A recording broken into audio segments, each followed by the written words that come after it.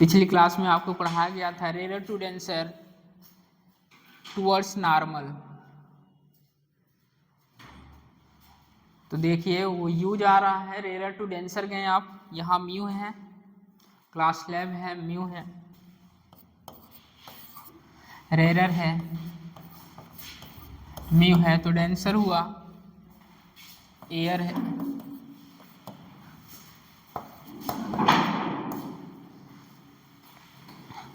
Air है तो mu कितना होगा 1। वैक्यूम के लिए क्या लिखवाए हैं, mu equal to 1।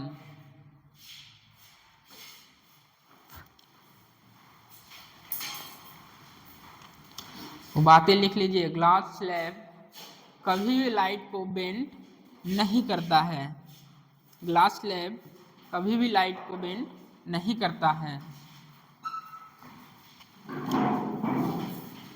Glass lamp में जितनी एंगल पर लाइट आ रही है उतनी ही एंगल से बाहर निकल जाती है।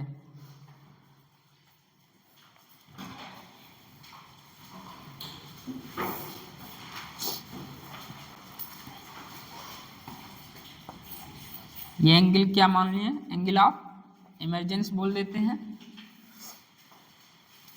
फिर क्या है, इसमें स्नेल लॉ अप्लाई करिए।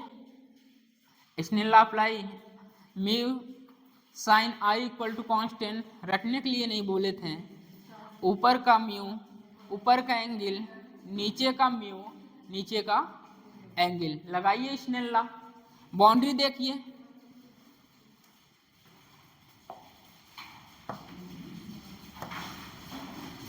ये देखिए इसकी बाउंड्री है, ये बाउंड्री है। अप्लाई करिए स्नेल लॉ इसमें हम क्यों बोल दे रहे हैं, जिस एंगल पर लाइट आती है ग्लास स्लैब से बाहर उतनी ही एंगल पर निकल जाती है। ग्लास स्लैब लाइट को कभी भी बेंड नहीं करता है, कभी मोड़ता नहीं है। स्नेल लॉ से भी आप बता सकते हैं। लगाइए, अप्लाई करिए। यदि 30 डिग्री पर आ रहा है तो 30 डिग्री पर ही इमर्ज होगा। स्नेल लॉ अप्लाई करो भाई सरफेस 1 सरफेस 2 पे। इसके बाद बताते हैं सेकंड मेथड।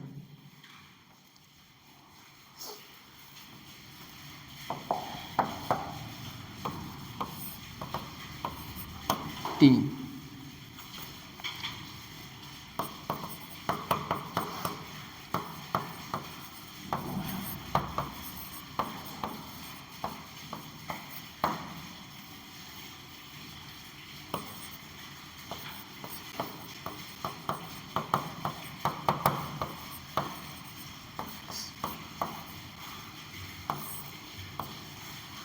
ग्लास का जो थिकनेस है टी है, रिफ्रैक्टिव इंडेक्स म्यू है।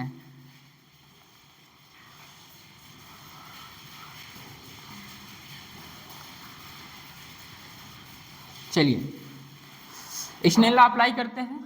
इतनी बातें लिखें, ग्लास स्लैब कभी भी लाइट को बेंड नहीं करता है, और ग्लास स्लैब में जो एंगल, जिस एंगल पर लाइट आ रही है उसी एंगल से बाहर निकल जाती है। इसी को प्रूव करने चल रहे हैं। देखते हैं स्नेल लॉ लगाइए। इसमें ऊपर का mu 1 sine i equal to mu sine r. यहां पर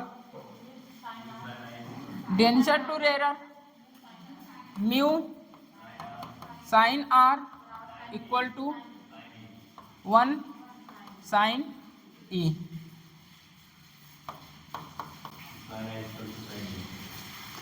कुछ दिख रहा है, कंपेयर कर सकते हैं। कंपेयर करिए 1 and 2।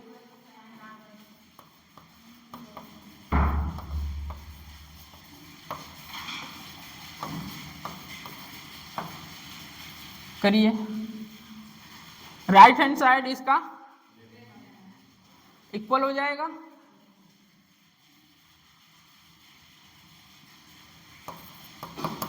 Sign i equal to sine e. फिर क्या बचा, I इक्वल टू E, देख रहे हैं, यही तो लिखवाए हैं। ग्लास स्लैब में लाइट जिस एंगल पर आती है और ग्लास स्लैब से जब बाहर लाइट जाती है तो उसी एंगल पर बाहर निकल जाती है। ग्लास स्लैब कभी भी लाइट को बेंड नहीं करता है, कभी मोड़ता नहीं है। हाई स्कूल की बातें हैं ये सब, हाई स्कूल में पढ़े होंगे आप लोग।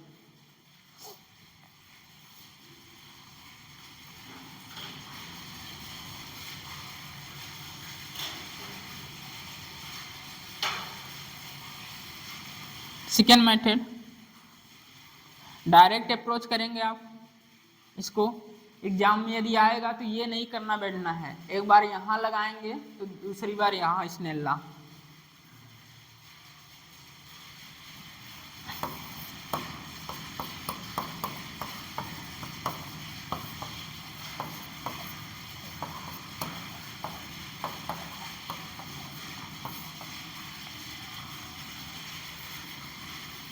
पिछले क्लास में थोड़ा सा हिंट दिए थे स्नेल्ला लगाने का।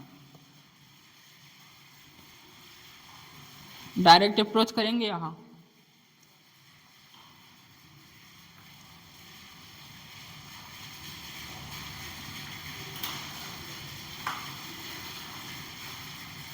डायरेक्ट अप्रोच करेंगे।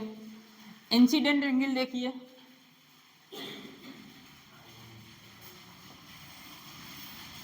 यहाँ का और यहाँ डायरेक्ट आप इक्वल कराइए। ऊपर का म्यू, ऊपर का एंगल, नीचे का म्यू, नीचे का एंगल, तो sine i equal to sine e, i equal to e. बशर्ते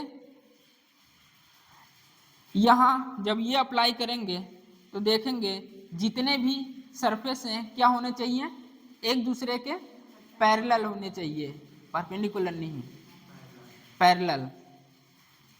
सेकेंड अप्रोच आप करेंगे इस तरह, देखे होंगे क्वेश्चन बहुत सारे आते हैं।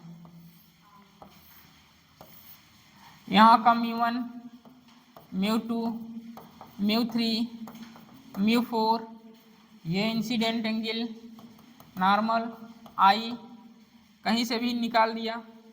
मान लीजिए यहाँ पूछा, हमें यहाँ पूछा है, ठीक है, तो क्या बनाने बैठेंगे क्या इस तरह? नहीं भैया,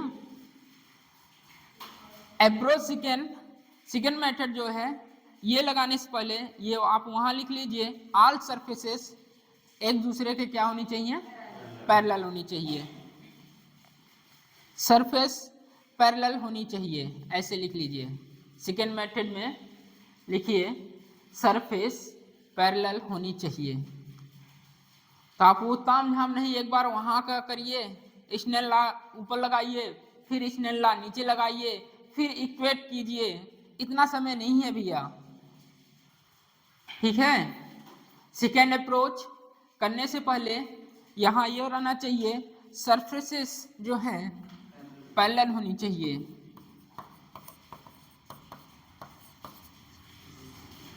ऑल सरफेसेस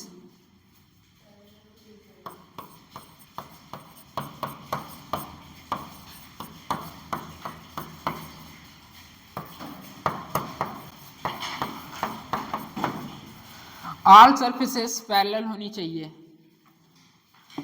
तो सेकेंड मेथड आप अप्रोच कर सकते हैं डायरेक्ट। अब यहीं आप पढ़े होंगे लेटरल शिफ्टिंग। लेटरल शिफ्टिंग में अभी तक कोई क्वेश्चन नहीं आया है नीट में, न तो जेई मेन में, बट किताब में फॉर्मूला है आपके। आइए फिर इसी पर चलते हैं।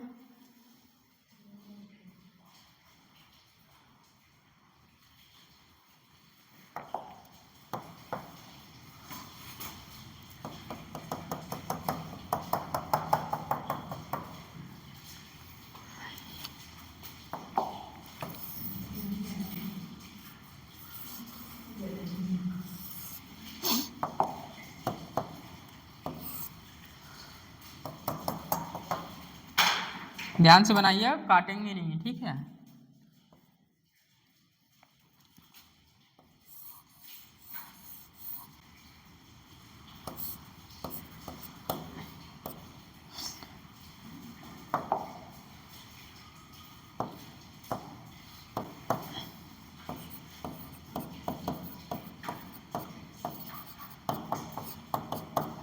इसी को बोलते हैं लेटरल शिफ्ट। ये शिफ्ट हुआ है भैया, बेंड नहीं हुआ है।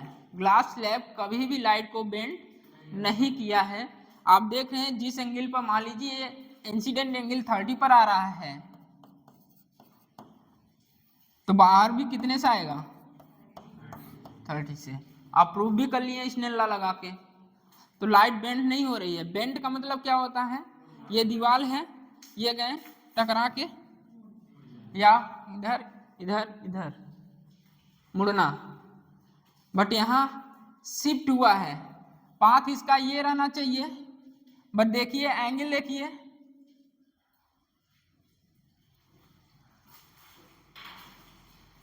अब किसको किसको लग रहा है, मुड़ रहा है। जितने एंगल पर आ रहा है उतने एंगल पर बाहर जा रहा है, इसका मतलब शिफ्टिंग हुई है। अगर मुड़ता तो एंगल चेंज हो जाता, 30 है 15 हो जाता, 45 हो जाता, 60 हो जाता। इसको कहते हैं मुड़ना। एंगल सेम है तो लेटरल शिफ्टिंग हुई है यहाँ। तो लेटरल शिफ्टिंग आपको याद है फॉर्मूला? अरे कुछ तो याद हो गया यार, बड़ा सा फॉर्मूला है, किताब में दिया है हाई स्कूल में। इसमें कोई भी अभी तक क्वेश्चन नहीं आया है लेटरल शिफ्टिंग पर, किताब उठा के देख लीजिएगा PYQ, बट बुक में है, बताना पड़ेगा। फिगर में बनाइएगा लेटरल शिफ्टिंग, ये दिखाइएगा उसको।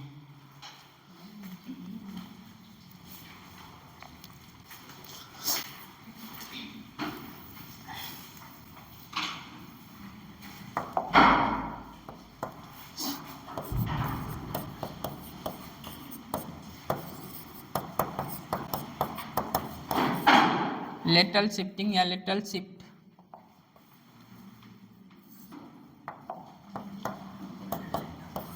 टी बाई कॉस आर, किसी को याद है, साइन आई माइनस आर।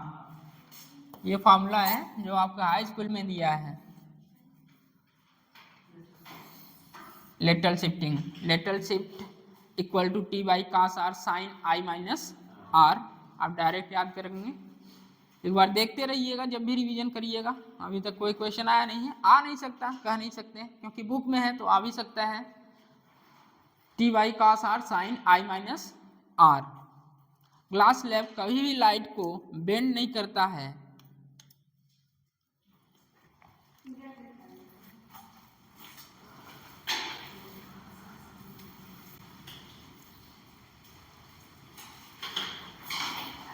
कौन सा अप्रोच करेंगे, फर्स्ट सेकेंड? सेकेंड, बशर्ते क्या होनी चाहिए, ऑल सरफेसेस एक दूसरे के पैरेलल होनी चाहिए। जिस एंगल पर इंसिडेंट लाइट ग्लास स्लैब से पास कर रही है उसी एंगल पर इमर्ज भी होगी।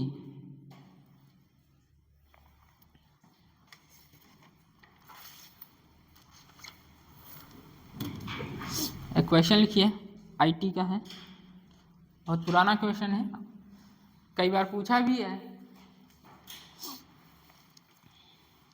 After emerging from slab, after emerging from glass slab, भैया ये आया कि नहीं आया, फिर से बताना है।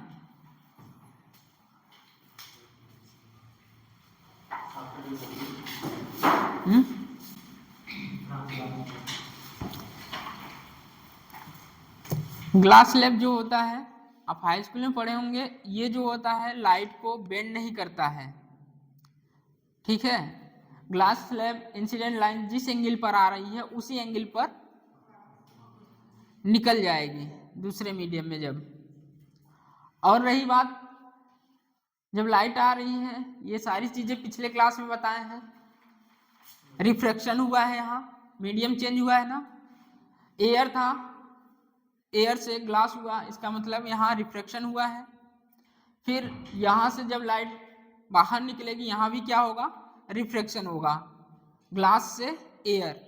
रेयर टू डेंसर जाएगा, ये नॉर्मल की ओर मुड़ेगा, रेयर टू डेंसर, तो लाइट किधर, टुवर्ड द नॉर्मल, और डेंसर टू रेयर, अवे।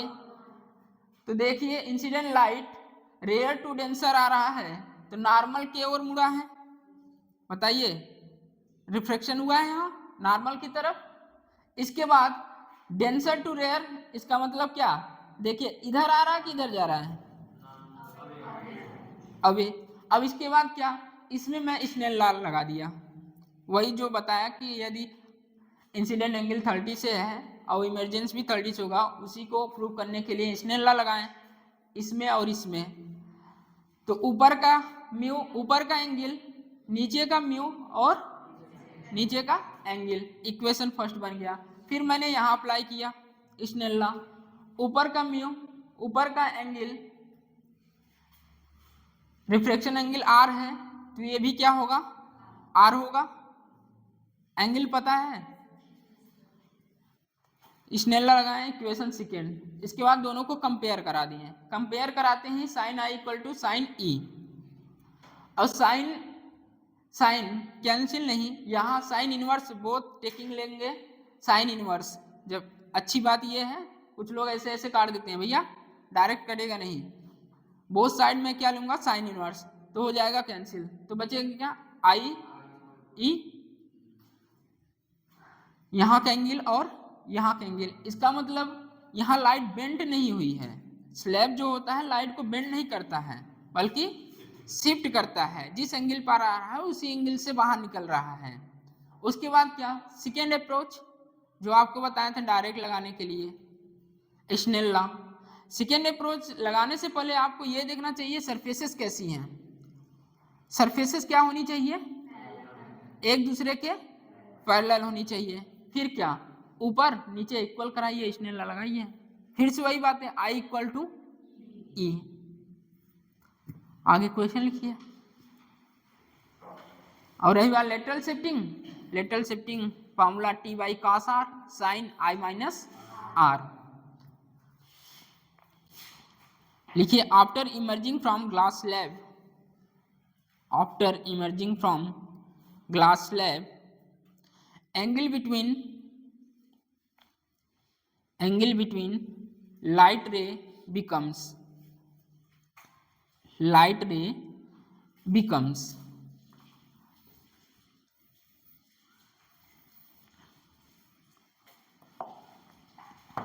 साथ साथ बनाते चलिए। ये ग्लास स्लैब है,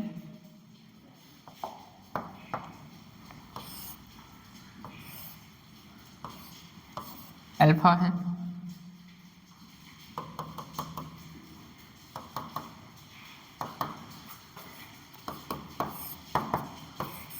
थिकनेस है, ग्लास स्लैब म्यू है, first option alpha, second option 2 alpha, third option alpha by 2, fourth option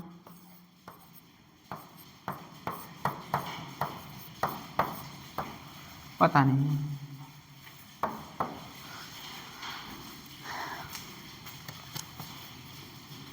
बताइए,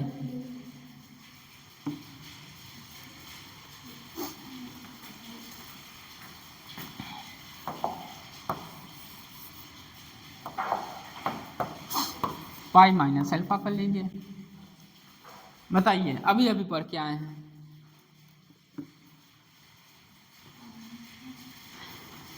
इतना कहाँ सोच रहे हो यार। ग्लास स्लैब में एंगल कभी चेंज नहीं होता है, तो अल्फा भी होगा, क्या सोच रहे हैं।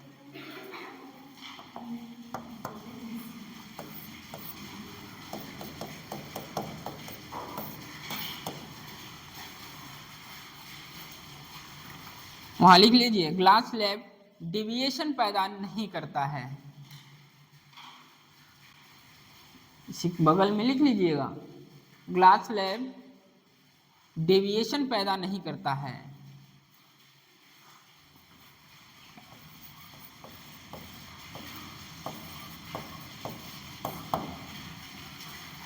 ऐसे ही क्वेश्चन आते हैं ऑप्टिक्स में यार, इतना इजी, बशर्ते आपको कॉन्सेप्ट याद रहना चाहिए।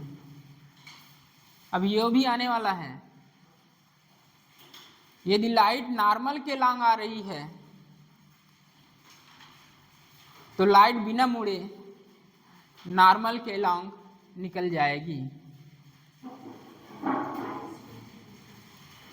ये हो गया। लिखिए next, calculate angle of refraction in medium. Calculate, भैया अल्फा है आंसर, इसमें किसी को पूछना है अल्फा क्या हुआ? क्योंकि ग्लास स्लैब डिविएशन पैदा नहीं करता है। लिखिए next, calculate angle of refraction. Calculate angle of refraction in medium mu equal to √2, mu equal to √2।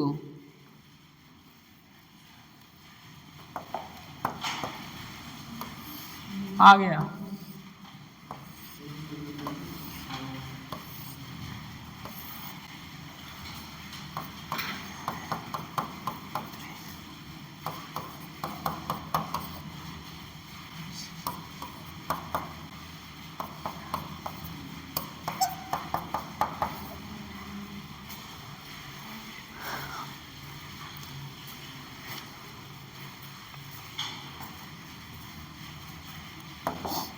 बनाते चलिए।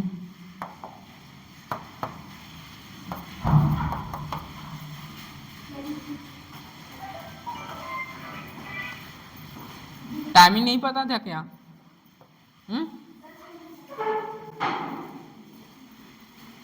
क्लासेस 8 बजे डेली रहेंगे। अब इसके बाद भी लेट हुआ तो जानिए आप लोग।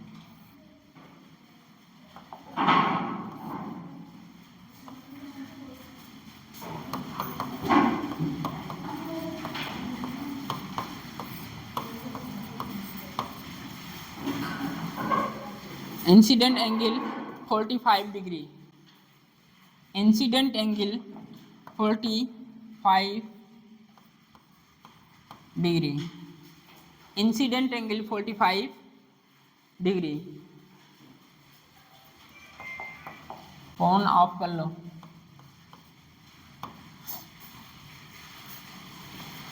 इंसिडेंट एंगल 45 डिग्री, बताइए। अभी बता के आए हैं 60 डिग्री।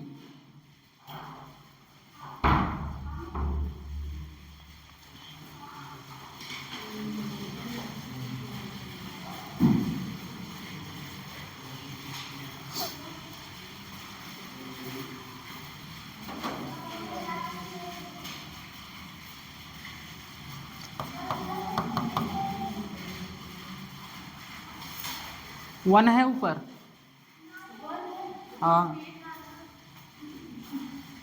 ये इसके लिए है, ये इसके लिए है, इसके लिए है, इसके लिए, इसके लिए।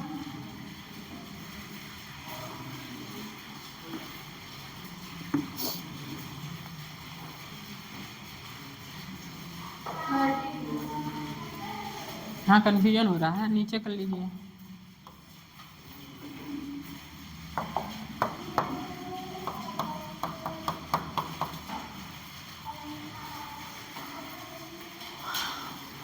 बताइए कितना आया? 30। फर्स्ट सेकेंड कौन सा अप्रोच लगाए हैं? सेकेंड। लगाने से पहले याद रहना चाहिए ऑल सरफेसेस क्या होनी चाहिए?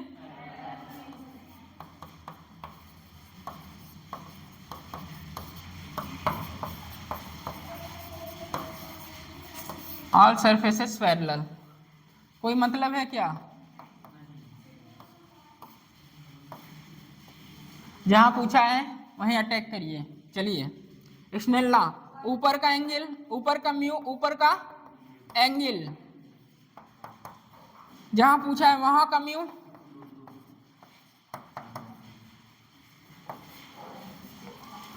रिफ्लेक्शन थी होगा 1/√2 साइन आर, 1/2 साइन आर, तो साइन 30 डिग्री, तो आर इक्वल टू आया भैया, कर लेंगे, ढेर सारा ऐसे दे तो कर लेंगे ना।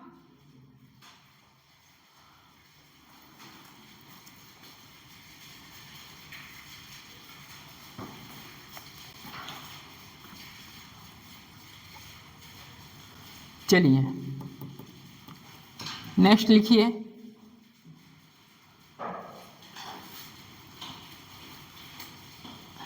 और कोई मेथड जानते हैं आप लोग?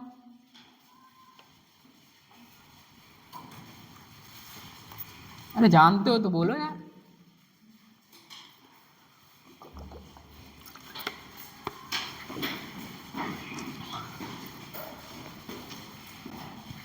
लिखिए next, in the given situation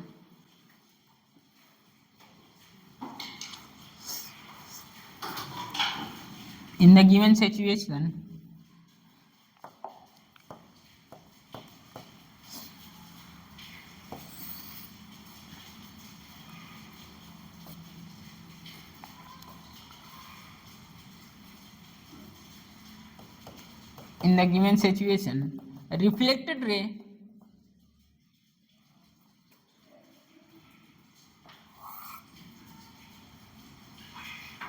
in the given situation reflected ray and refracted and refracted, ध्यान से लिखिएगा, रिफ्लेक्टेड बोले हैं, reflected ray and refracted are both are mutually perpendicular, both are mutually perpendicular, then find the refractive index of medium, then find the refractive index of medium.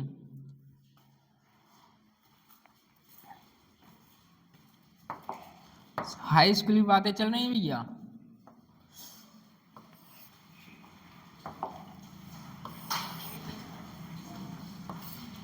नाम ही नहीं सुने होंगे कुछ लोग।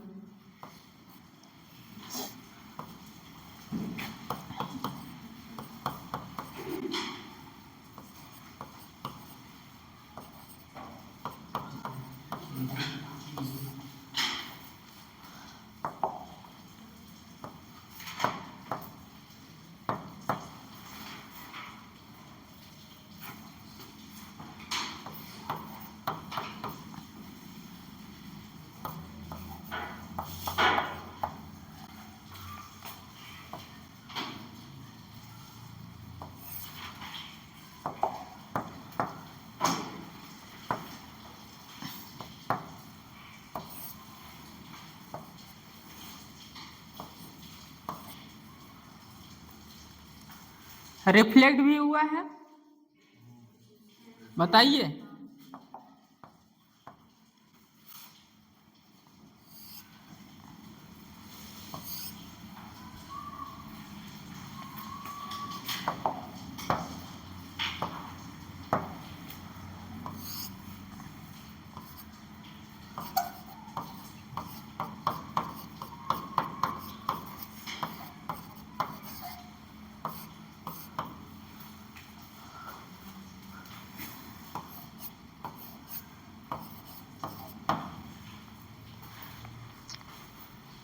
नीट 2022 लिख लीजिएगा।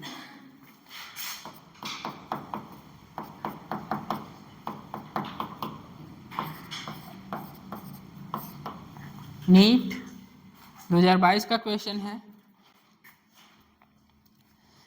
इंसिडेंट एंगल आपको दिया है, आपसे पूछा गया है रिफ्रैक्टिव इंडेक्स। रिफ्रैक्टिव इंडेक्स निकालने से पहले आपको आर पता रहना चाहिए।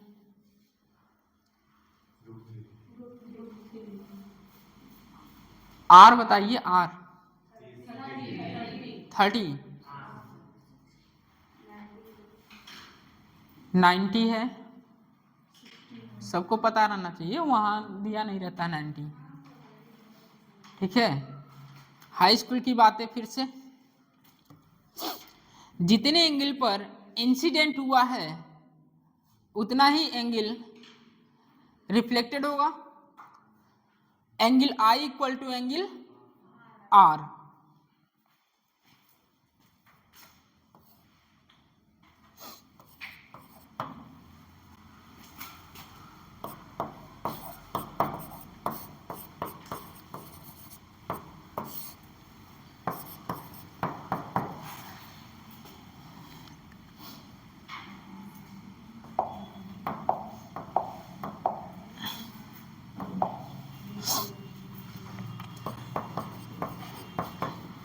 इंसिडेंट एंगल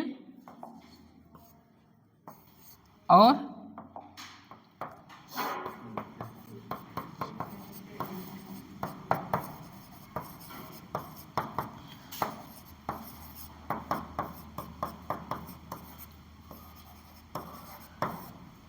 एंगल,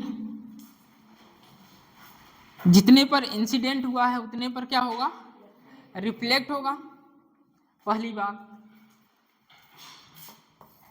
दूसरी बताइए,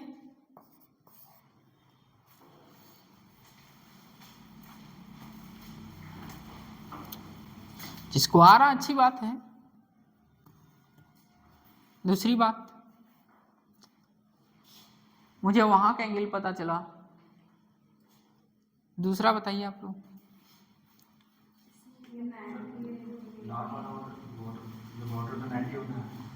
स्ट्रेट लाइन की स्लोप कितनी होती है बताइए। स्ट्रेट लाइन पर बनने वाले एंगल का सम कितना होता है?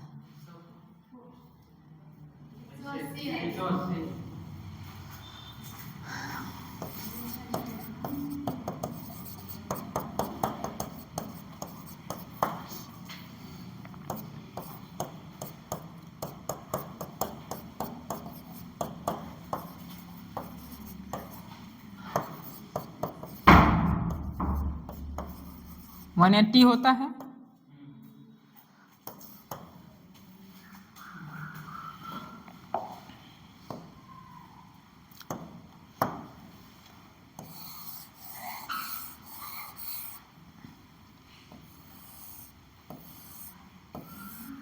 वन 180 होगा। 60 plus 90 plus r equal to 180। 180 r equal to, जिसको आ रहा भी अच्छी बात है। दो स्टेप, पहला हाई स्कूल की बातें याद रहनी चाहिए, incident angle equal to reflected angle. दूसरी बात, स्ट्रेट लाइन पर बनने वाला जो एंगल होता है उसका सम कितना होता है, 180। तो आपको क्या पता चला, आर। फिर क्या, स्नेल लॉ, ऊपर के एंगल, ऊपर का म्यू 1 और ऊपर का एंगल 60, नीचे का mu sine 30, √3/2 mu 1/2 cancel, mu equal to √3। Note कर लीजिए, जिसको ना आया हो पूछ ले, शर्माइए ना, नहीं तो पेपर शर्मा देगा 4 मई को।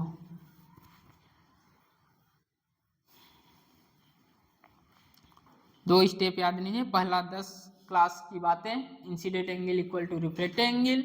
दूसरी, स्ट्रेट लाइन पर बनने वाला एंगल का सम 180 होता है। स्ट्रेट लाइन पर बनने वाला सभी एंगल का सम बनने वाला सभी एंगल का सम 180 होता है। नेक्स्ट लिखिए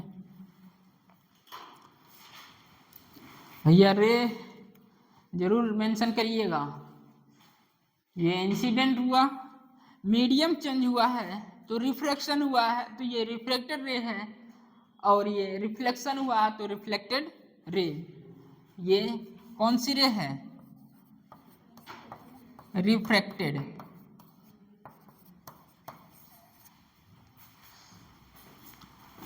नेक्स्ट लिखिए, in the given situation if angle of incident, in the given situation if angle of incident is double. समझ में तो आ रहा है ना यार? समझ में आ रहा है कि नहीं आ रहा है? हाँ, हम ही पढ़ा रहे हैं, हम ही देख रहे हैं। In the given situation, if angle of incident is double, the angle of refraction, then find the angle of refraction. The angle of refraction, then the angle of refraction. वही. In the given situation, if angle of incident is double, then the angle of refraction, then find angle of refraction. फिर से बोले, confusing है?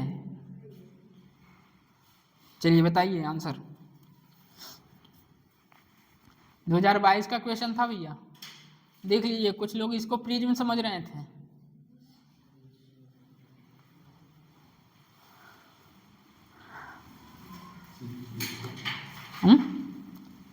अपने से बनाओ, अभी तो अपने से बनाया है, ठीक है। अच्छा, सिचुएशन दे दें? चलो, सिचुएशन बोलना पड़ गया, नहीं बोलना चाहिए था।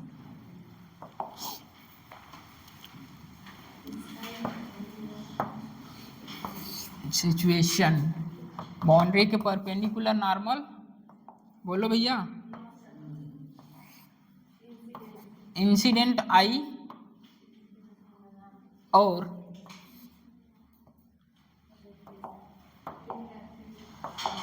पेन क्यों चेंज कर रहे हैं पता है? इसका मतलब इवेंट हुआ है, घटना घटित हुई है, ठीक है। यूं नहीं लिख रहे हैं नीले पीले काले। बताइए, यही है सिचुएशन, सबको पता है यार। म्यूचुअल टू आई, ये पूछा है, क्या पूछा है? एंगल पूछा है। अच्छा, ये दिया है 1.6 दिया है, आर फाइन करना है, रिफ्रैक्शन एंगल पूछा है, ठीक। बताइए, मजे की बात आएगी इसमें। जो आएगा वो ऑप्शन में नहीं रहा था, जो आपका आएगा वो ऑप्शन में ही नहीं था। करिए, जेमेन का है, चांसेस है अपने एग्जाम में आने के, क्योंकि इसने ला तो है।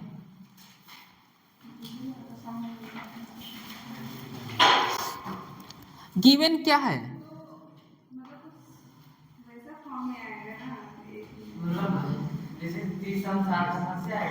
क्यों आएगा?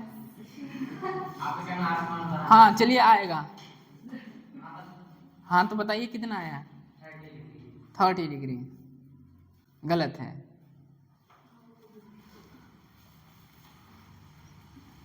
अरे 30 डिग्री तब बोलते, कोई वैल्यू ऐसा रहता। 1.6 है भैया, 1 है, 1.6 है। अगर आएगा भी 37, 53 आएगा, अरे इतना तो कॉमन से अगर आ गया एग्जाम में तो भैया ना तो हमें 45 चुनना है, ना तो 60, ना तो 30। ये उटपटांग है तो उटपटांग, जैसे 37 आ गया, 53 आ गया, इस तरह। साइन 5 है, ऑप्शन भी नहीं था।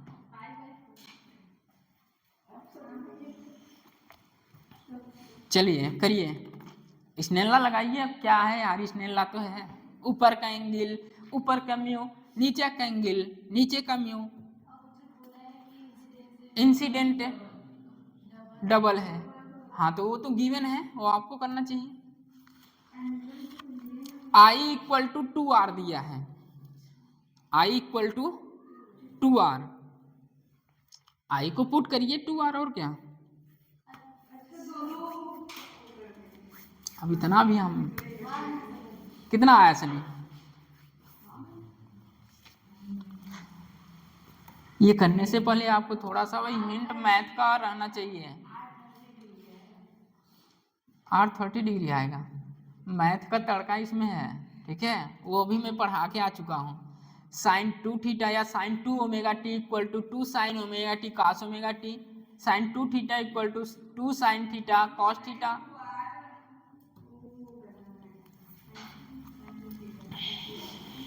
चलिए बोर्ड पर देखिए, फिर करिएगा आप लोग। बोर्ड पर देखिए स्नेला, ऊपर का एंगल, और सबसे पहले गिवन क्या है, गिवन क्या है, आई इक्वल टू 2r, ये गिवन है, ऐसे लिखा करो, ये गिवन है। उसके बाद वही स्नेला, ऊपर का म्यू, ऊपर का एंगल, नीचे का म्यू, नीचे का एंगल, और आई पुट करें sine 2r equal to 1.6 sine r, sine 2 omega t, तो 2 sine omega t cos omega t, sine 2 theta, 2 sine theta cos theta, sine 2r, 2 sine r cos r। भैया ये अलग अलग फॉर्मूले नहीं है, एक ही है। कभी ओमेगा में आता है, जो आपको पढ़ाए एसी में पढ़ा के आए हैं, 2 थीटा एसएचएम में पढ़ते होंगे, रिफ्रैक्शन। चलिए क्या आएगा, 2 sine r cos r, 1.6 sine r cancel, cos r 8/5, कहाँ से 8/5 आ गया,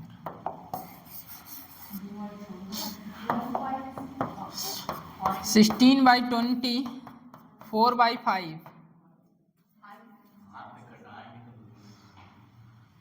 बताइए r equal to cos inverse 4/5। मजे की बात ये है ऑप्शन में नहीं था ये,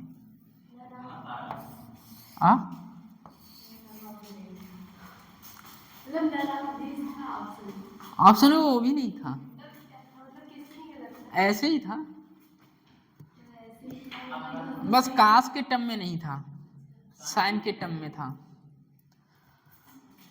फिर क्या आपको बचपन से सिखाते आए हैं, 37 है, 53 है, 37 3 4 5, हमें साइन कास है, साइन चेंज करिए, साइन कितना बोलिए,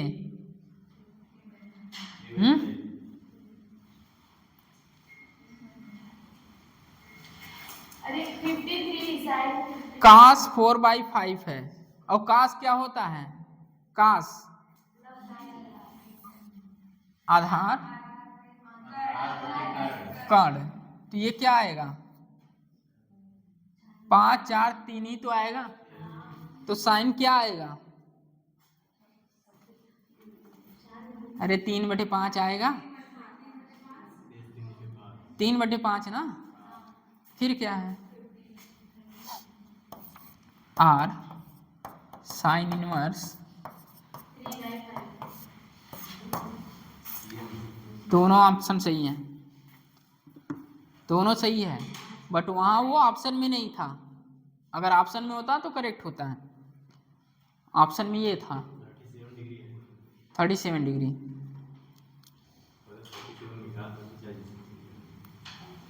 चलिए, चाहे जैसे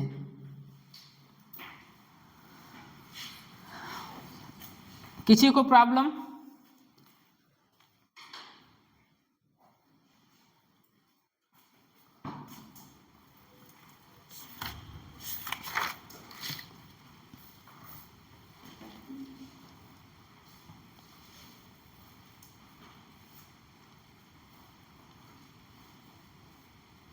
मजे की बात यही है, जब आप करिए और सही करिए और ऑप्शन ही ना मिले,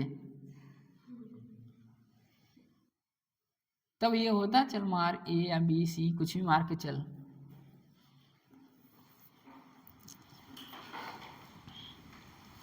आया?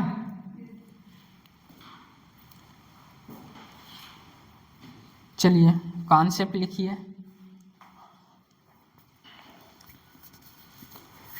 अभी तक जितना पढ़ा है समझ में आया? अरे बोले यार।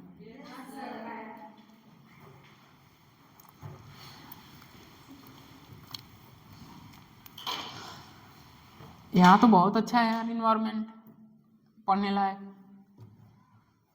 आज मैं मतलब सुबह उठा, इतना मतलब इतना अच्छा लग रहा था, मतलब नेचुरल, मतलब हवाएं चल रही थी। उसके बाद थोड़ा मॉर्निंग वॉक किए, मॉर्निंग वॉक करके चाय मिलती है यार 6:30 बजे। सबसे अच्छी बात ये है, गए चाय पिए 6:30 बजे आए हैं। उसके बाद अच्छा लगा, तो हमें सोचा यार यहाँ तो कुछ है, यहाँ तो बहुत कुछ है, पता नहीं तुम लोग क्या। अरे 700 पार हो जाएगा यहाँ पढ़ेंगे तो, ठीक है। माहौल इतने अच्छा है। हाँ नहीं सर, अच्छा है, सही समय तो मिल गया, अच्छे चलिए क्या, चलिए कॉन्सेप्ट लिखिए। समझ में आ रहा है कि नहीं आ रहा है ऑप्टिक्स? हाँ, कॉन्सेप्ट लिखिए, लिखिए concept. Frequency is characteristic property, frequency is characteristic property of source, frequency is characteristic property of source, implies frequency does not change, implies frequency does not change when light travels, हाँ, implies frequency does not change, implies frequency does not change property of source. Frequency जो होती है source की property होती है। Frequency is characteristic property of source, implies frequency does not change when light travels from one medium to another medium, one medium to another medium, bracket में लिख लीजिए, एक मीडियम से दूसरे मीडियम में जाते हैं तो फ्रीक्वेंसी चेंज नहीं होती है, ये मत लिखिएगा। ड्यूरिंग रिफ्रैक्शन, ड्यूरिंग, हाँ, another medium during refraction, bracket में रहेगा। फर्स्ट पॉइंट है। Second point, colour is characterised by frequency, गौर करिएगा बातों पर। Colour is characterised by frequency,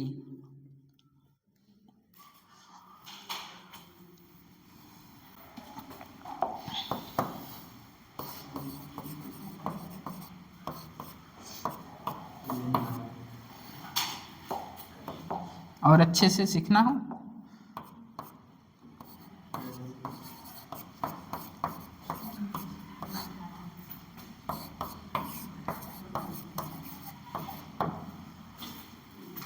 लिख लीजिए नीचे, colour is characterised by frequency.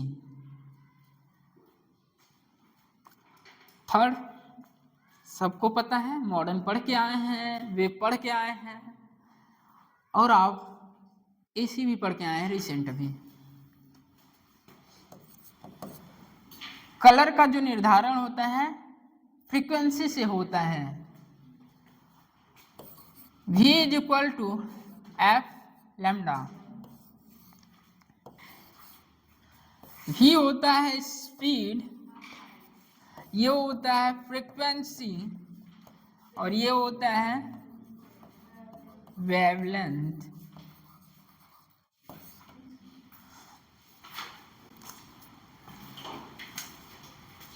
पढ़े हैं भैया? मॉडर्न में भी पढ़े होंगे, वेब में भी पढ़े होंगे, एसी में पढ़े, और कहीं पढ़े होंगे। पहली पॉइंट बोलिए क्या है? एक मीडियम से दूसरे मीडियम में जाते हैं, एक मीडियम से दूसरे मीडियम में जब जाते हैं फ्रीक्वेंसी चेंज नहीं होती है।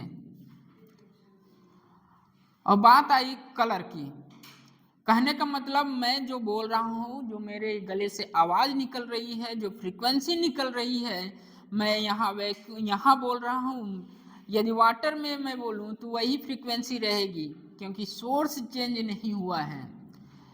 फ्रीक्वेंसी जो होता है सोर्स डिपेंडेंट होता है।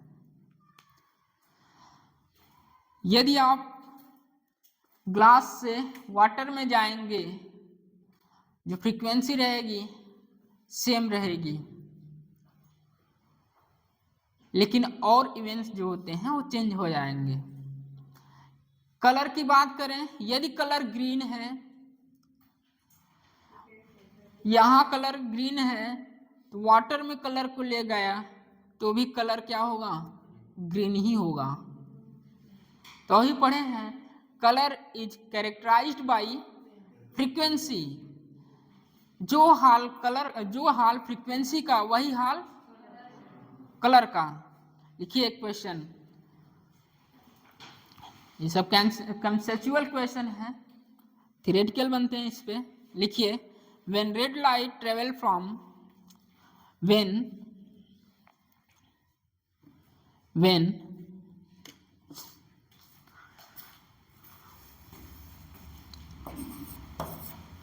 is equal to लैम्डा, क्योंकि V equal to f lambda, और ये क्या है? कांस्टेंट है।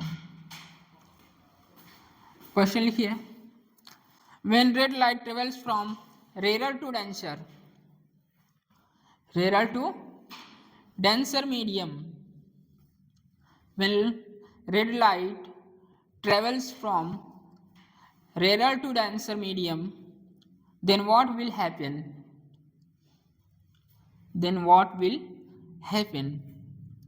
कमेंट करना है आपको।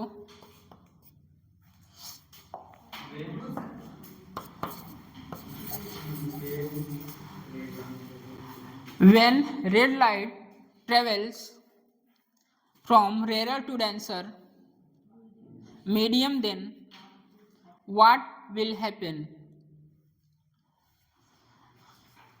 आपको कमेंट करना है स्पीड, वेवलेंथ, फ्रीक्वेंसी, ये सब कंसेप्चुअल क्वेश्चन है भैया, और कलर बताइए।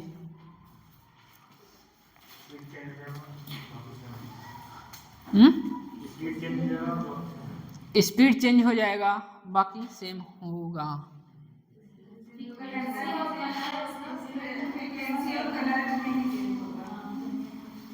रेयर टू डेंसर गए हैं, स्पीड चेंज होगा, क्या होगा? इंक्रीज होगा, डिक्रीज होगा? डेंसर में इंक्रीज, मनमानी ने बोलिए, ठीक है, पीछे पढ़ा के आए हैं, थोड़ा याद रहना चाहिए, यूं जो मन में आया बोल दिए। पिछला कुछ याद है?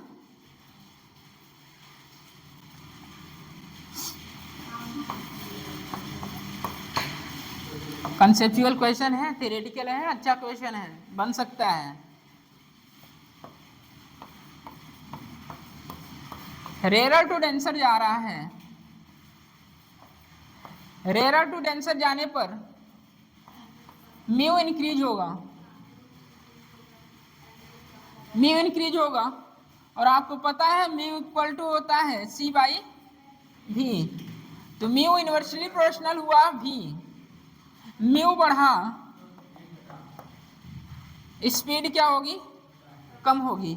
जो हाल स्पीड की वही हाल वेवलेंथ का, क्योंकि अभी पढ़ के आए हैं v directly v equal to f lambda, एफ जो है कांस्टेंट है, एफ लेमडा, जो हाल इसका वही हाल इसका, इसका मतलब स्पीड जो हो रही है डिक्रीज हो रही है, तो लैम्डा भी क्या होगा?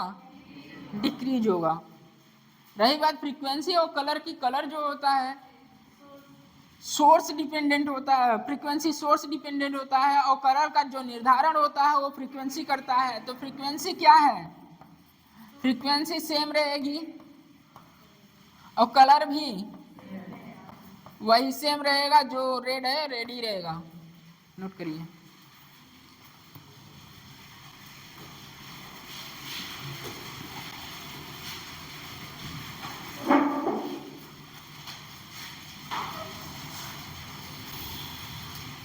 Wavelength decrease, speed decrease, frequency same, colour same.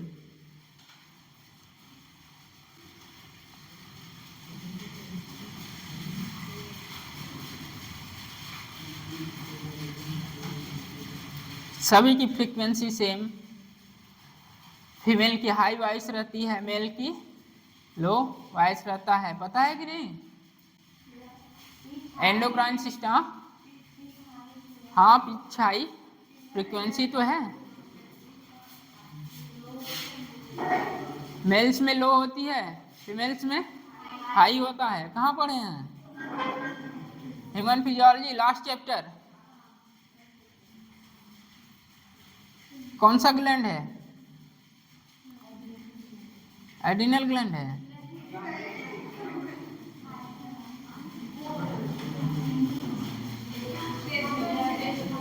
जब आप टेस्टेज और ओआरईज पढ़ेंगे उसमें दिया है, ठीक है। चलिए हेडिंग डालिए अफ्रेन डेप्थ। यहाँ आपके रियल कहानी जुड़ी हुई है अफ्रेन डेप्थ में। अफ्रेन डेप्थ, APP, अफ्रेन डेप्थ, ये आया भैया।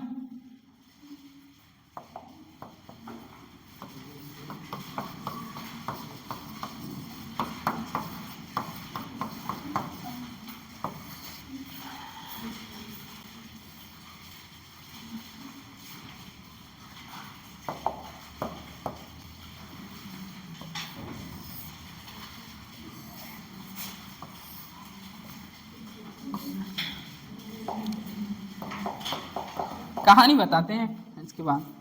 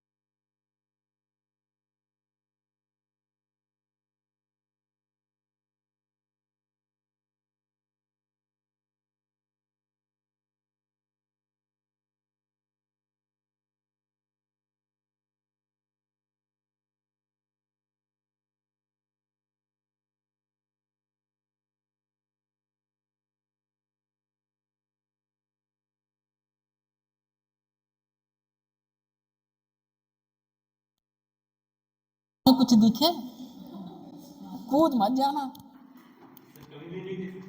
आ? चिड़िया नहीं देख सकती, कभी भी नहीं देख सकती। देखिए, रही बात, यदि आप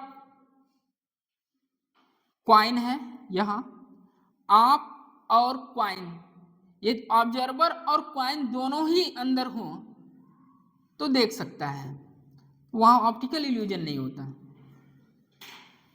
बातें बताएंगे तो वहां ऑप्टिक्स खेला नहीं रह जाता है। ठीक है,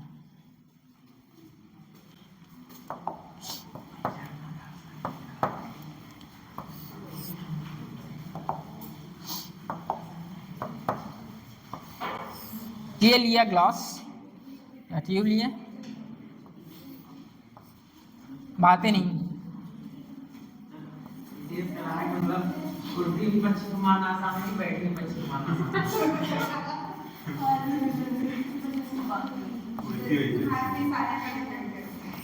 नहीं। गिलोल चलाए, गिलोल, लेकिन कभी एक मारे नहीं।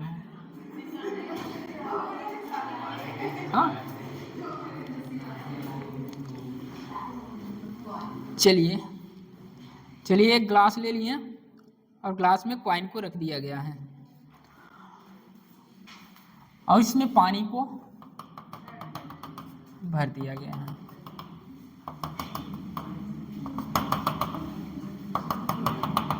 एक बात बता दें, कभी भी ऐसा क्वेश्चन आए तो जो रे होता है, रे कॉइन से निकलेगा। ठीक है, ऑब्जर्वर से नहीं बनाइएगा। बनाते चलिए साथ साथ, रुक जाइए, मत बनाइए, अभी कुछ बताना है। इसमें आता है ऑब्जेक्ट और इमेज क्या होता है उसको भी बताना है।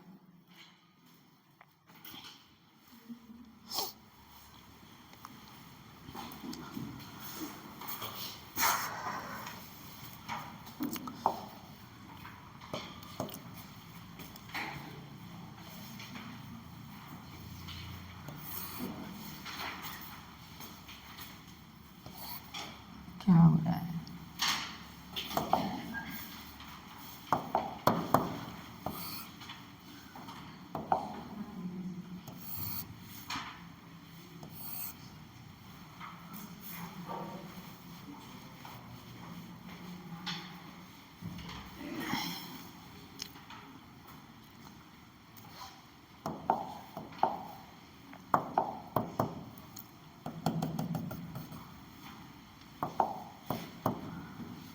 कॉइन से रे निकलेगा,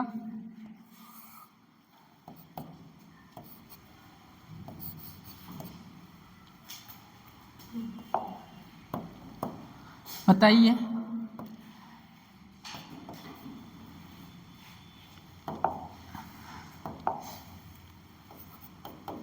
एयर है, इसका कुछ म्यू होगा, वाटर है, वाटर का म्यू होता है डेंसर है। तो बताइए, डेंसर टू रेयरर जा रहा है, डेंसर टू रेयरर, बोलिए। ये नॉर्मल करिए, अवे फ्रॉम नॉर्मल, और यहां टुवर्ड्स। चलिए,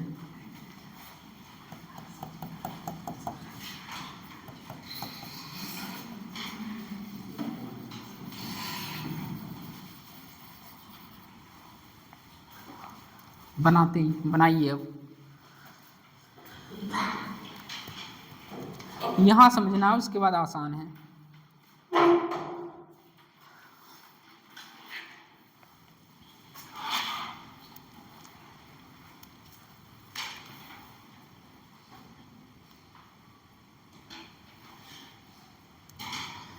इमेज जो है, आप बता सकते हैं रियल बना है कि वर्चुअल बना है?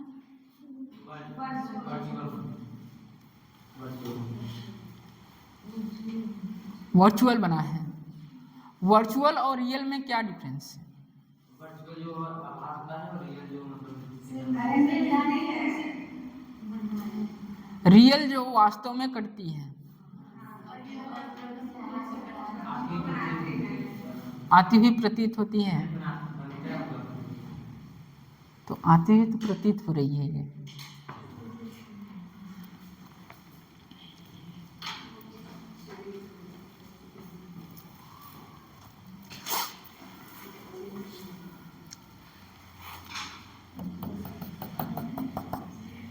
ये ऑब्जर्वर है भैया,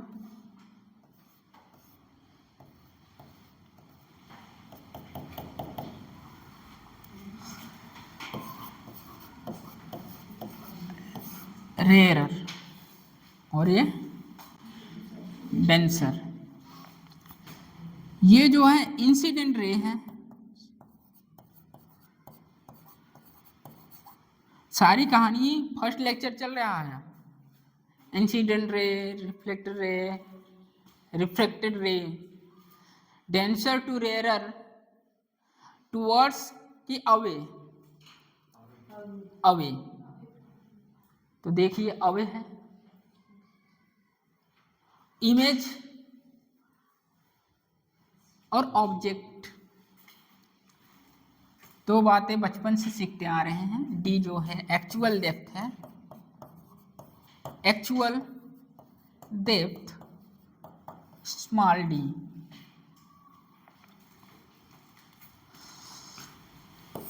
ऑब्जेक्ट इमेज,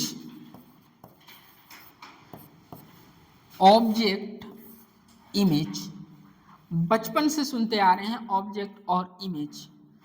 ऑब्जेक्ट क्या होता है और इमेज क्या होता है?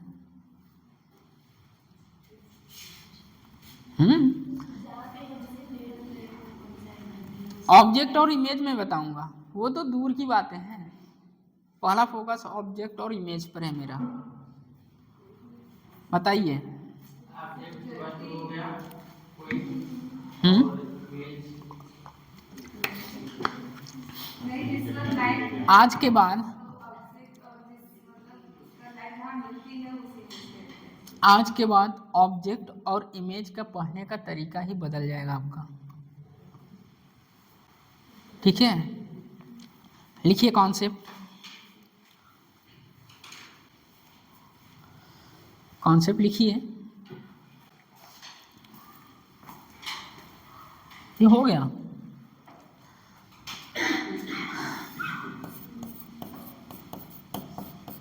थोड़ी बहुत बातें। ऑब्जेक्ट, ऑब्जेक्ट इवेंट्स के पहले,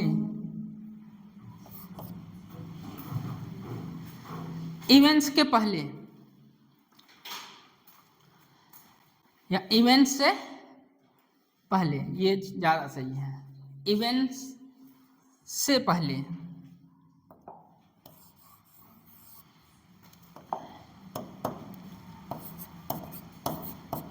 लेंस तक जाएगी बातें ये। ऑब्जेक्ट इवेंट से पहले, इवेंट से पहले बताइए रिफ्लेक्शन हुआ है क्या? बोलिए। इंसिडेंट रे का पॉइंट ऑफ इंटरसेक्शन क्या कहलाता है? ऑब्जेक्ट। लिखिए उसके आगे, इंसिडेंट रेज का, इंसिडेंट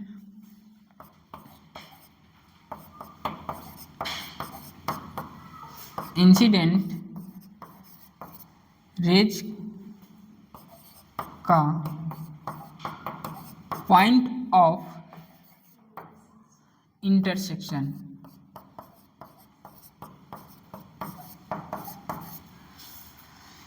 इंसिडेंट रेज का पॉइंट ऑफ इंटरसेक्शन क्या होगा?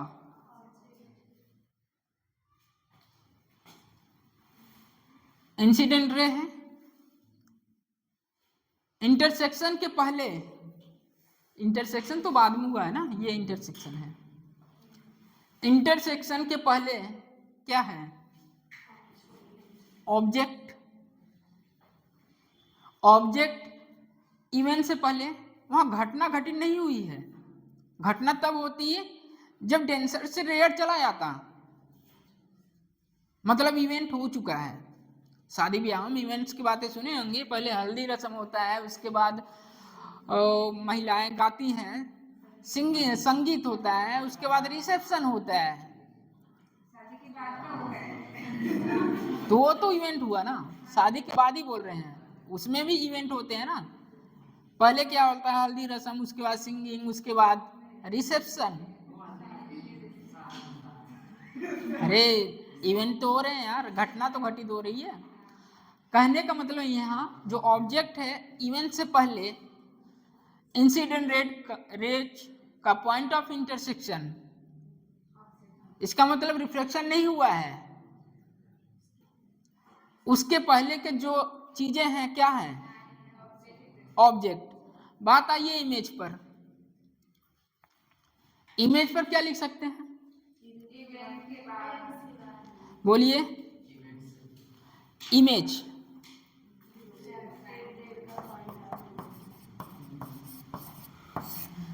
इमेज इवेंट्स के बाद वाली रे, इवेंट्स के बाद वाली रेज। आइए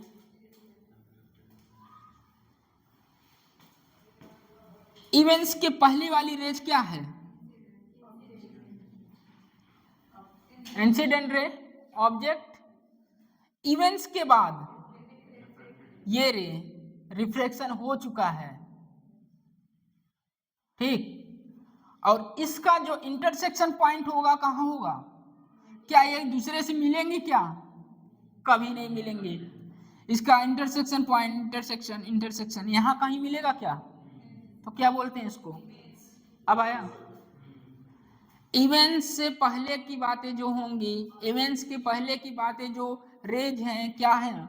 ऑब्जेक्ट। और इवेंट्स के बाद वाली जो रेज हैं क्या है?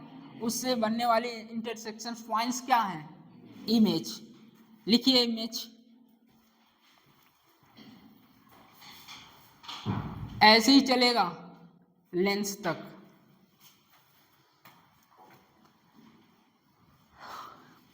इमेज इवेंट्स के बाद वाली रेज,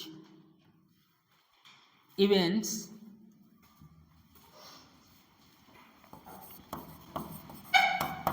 अभी क्लियर होगा सब। इवेंट्स के बाद वाली रेज को क्या बोला जाता है? इवेंट्स के बाद वाली raise.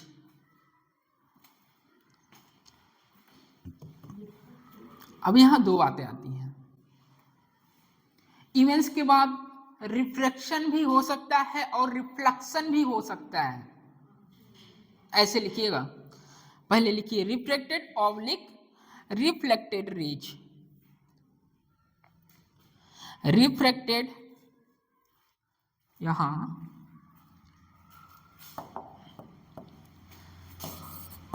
Reflected oblique reflected,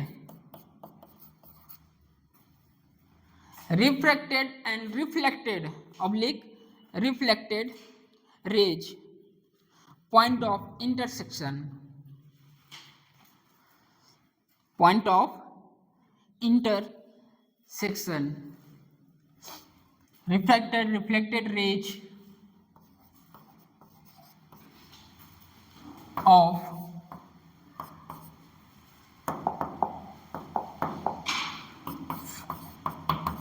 point of intersection. दोनों बातें समझ में आई भैया? ऑब्जेक्ट किसे बोलेंगे? ऑब्जेक्ट इवेंट से पहले इंसिडेंट रेज का पॉइंट ऑफ इंटरसेक्शन। इवेंट से पहले इसका पॉइंट ऑफ इंटरसेक्शन यही है क्या? बोलो यार। इवेंट से पहले इवेंट नहीं हुआ, घटना घटित नहीं हुई फिजिक्स में। उसके पहले की जो कहानी है, इसका पॉइंट ऑफ इंटरसेक्शन ये है क्या? पॉइंट ऑफ इंटरसेक्शन ये है इवेंट्स के पहले। तो क्या हुआ? ऑब्जेक्ट। इवेंट्स के बाद वाली रेज, इवेंट्स के बाद वाली रेज रिफ्रैक्टेड, लेंस होगा तो रिफ्रैक्शन होगा, मीडियम होगा तो रिफ्रैक्शन होगा, मिरर होगा, प्लेन मिरर होगा तो रिफ्लेक्टेड होगा। तो इवेंट्स के बाद जो इमेज होती है, जो रेस होती है वो इमेज, इवेंट्स के पहले वाली ऑब्जेक्ट, क्योंकि इसका इवेंट से पहले इंटरसेक्शन पॉइंट्स वही है। इंटरसेक्शन पॉइंट्स क्या होगा? यदि इसे मिलाएंगे तो यही होगा ना। इवेंट्स के बाद जो रे है, रिफ्लेक्टेड रे, इसका इंटरसेक्शन पॉइंट आप यहाँ कहीं ढूंढेंगे नहीं मिलेगा, क्योंकि ये कभी मिल ही नहीं सकती। और इंटरसेक्शन पॉइंट जब इसे आप बढ़ाएंगे, इसको लाइन को पूरा, इंटरसेक्शन यहाँ कहीं मिलेगा। तो ये हुआ भैया इमेज। क्या है ये? इमेज।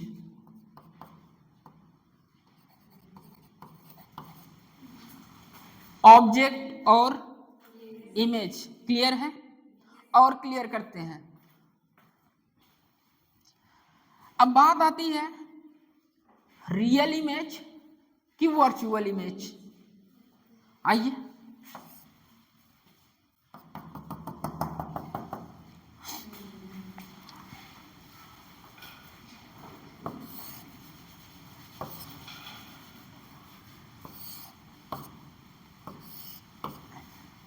कौन सा मिरर है?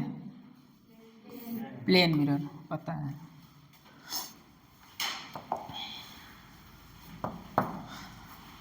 बताइए,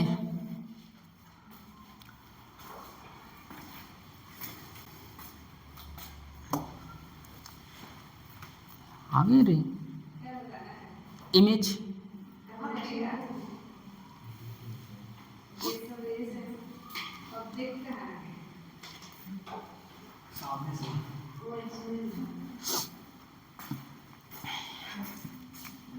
सीधे पार हो जाएंगे यार।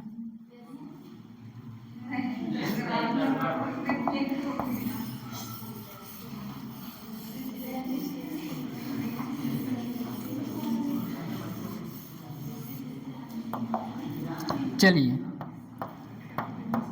हो गए, मजे ले लिए।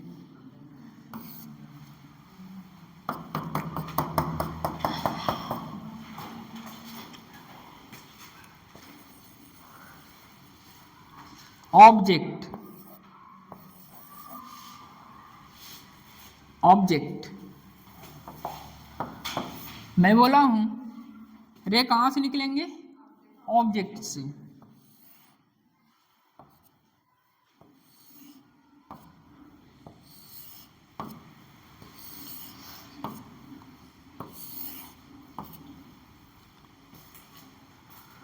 अब नॉर्मल खींच दो।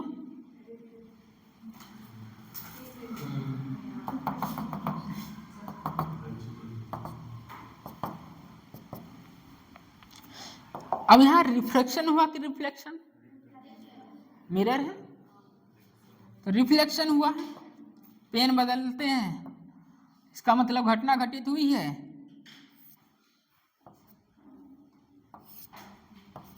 कभी एक दूसरे को काटेंगे क्या? ये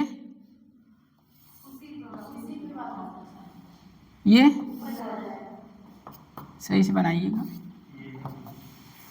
ठीक।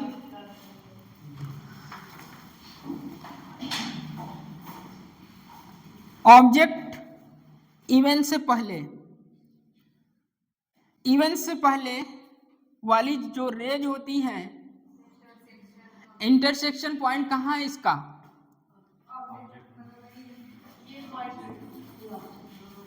इसके बाद अब इवेंट हो रहा है।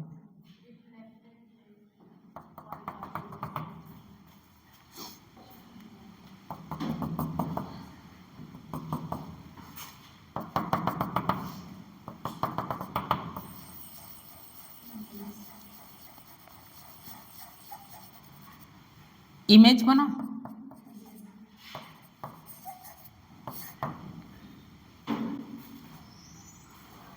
कैसा इमेज है? वर्चुअल, आभास हो रहा है, वर्चुअल इमेज।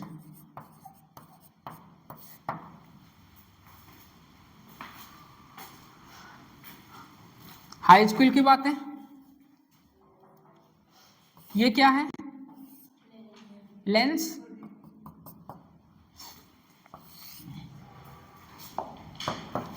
ये ऑब्जेक्ट है भैया, आप पढ़े होंगे कहां चली जाती है उसकी सेंटर से, और ये फोकस से होके गुजरती है।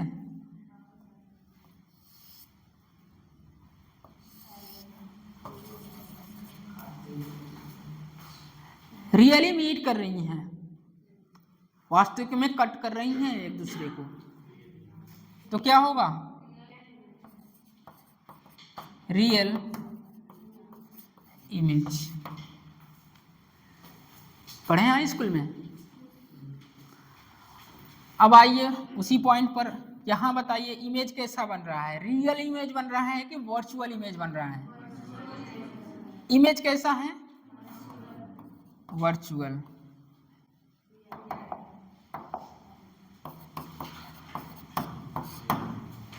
वर्चुअल इमेज बनाइए इसको। इवेंट्स के पहले वाली जो घटना है उसका इंटरसेक्शन पॉइंट ऑब्जेक्ट होता है। इवेंट्स के बाद वाली जो रेज है उसका जो इंटरसेक्शन पॉइंट होता है वो इमेज होता है।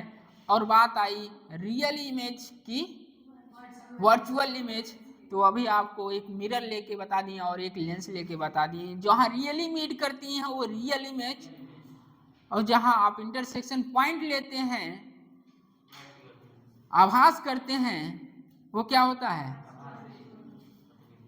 Virtual image. नोट करिए इसको, लेंस वाला छोड़िएगा, 5 लेक्चर लेंस में पढ़ाएंगे वहां करिएगा, ये जरूर बनाइएगा। ये और अच्छी बात, और फील करिए इसको, रिफ्लेक्टेड रेज और रिफ्लेक्शन। रिफ्लेक्टेड रे जब कन्वर्ज होती हैं तो कैसा इमेज बनता है?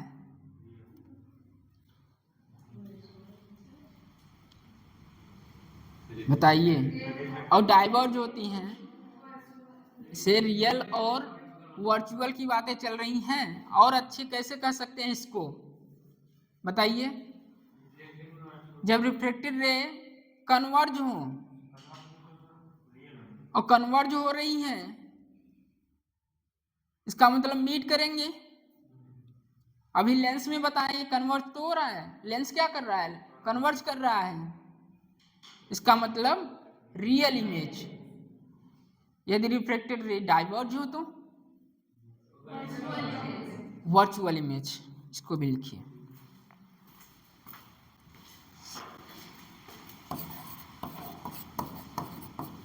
रिफ्लेक्टेड रे क्या हो?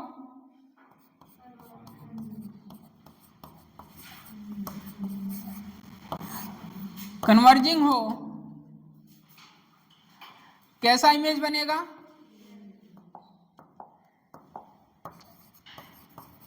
Real image.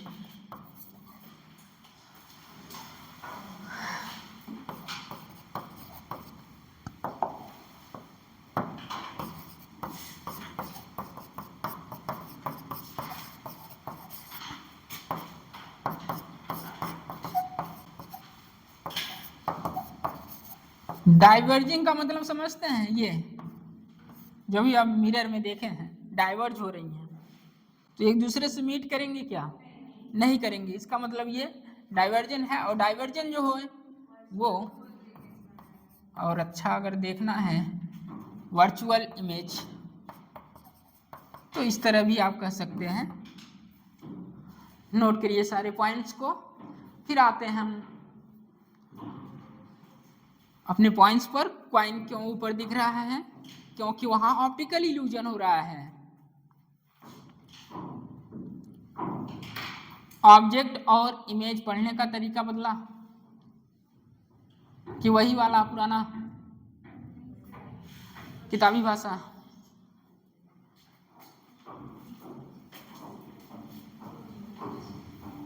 इसे ना नोट करिएगा, 5 लेक्चर अकेला लेके जाएगा लेंस।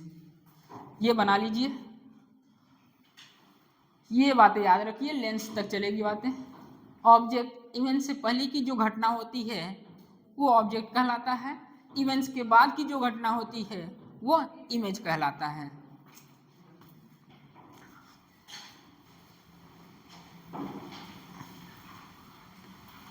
चलिए अब यहाँ छोटा सा formula, d image by d object, d image by d object, d image by d object equal to μ2 by μ1। ये फॉर्मूला है भैया, इससे सारी चीज, ये स्टैंडर्ड फॉर्मूला है,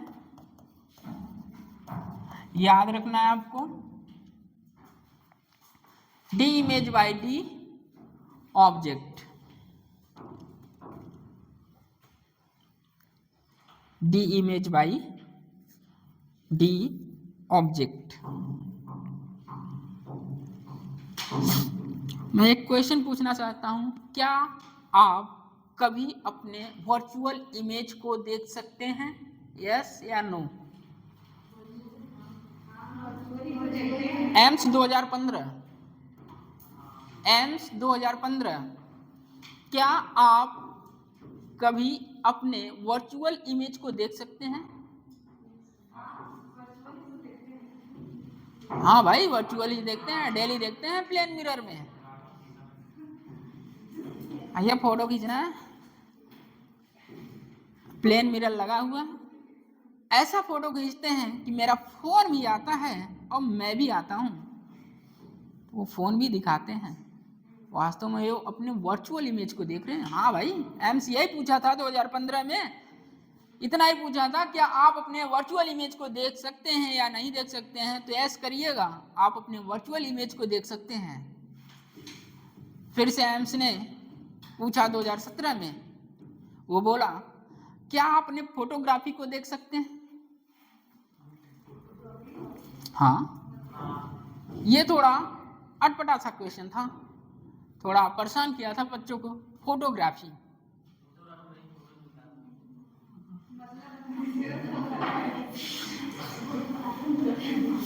वर्चुअल इमेज की फोटोग्राफी देख सकते हैं या नहीं देख सकते हैं? हाँ, वर्चुअल इमेज की फोटोग्राफी, हाँ यार, फोटोग्राफी तो देखते हैं। दोनों क्वेश्चन एम्स में आए हैं, लिखना हो तो लिख लीजिए। हाँ, मैं अपने वर्चुअल इमेज को देख सकता हूँ। वर्चुअल इमेज को देखा जा सकता है तो लिखिए एस, ऐसे लिखिएगा, वर्चुअल इमेज को देखा जा सकता है, आगे लिख दीजिए एस। 2017 वाला लिख लीजिए, वर्चुअल इमेज को फोटोग्राफी किया जा सकता है, एस, किया जा सकता है।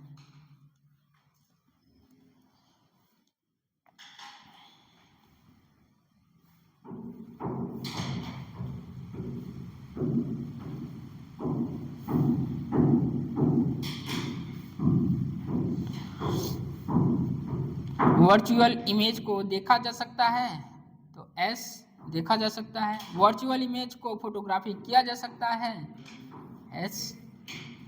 दोनों ही क्वेश्चन एम्स एक बार 2015 में आया था, दूसरी बार 2017 में आया है, तो ये सारी चीजें आपको पता रहनी चाहिए। अब बात ऑब्जेक्ट और इमेज की हो चुकी है, आते हैं अपने उसी पॉइंट्स पर। अप एंड डेप्थ, हर समय आप रे कहाँ से सोचेंगे?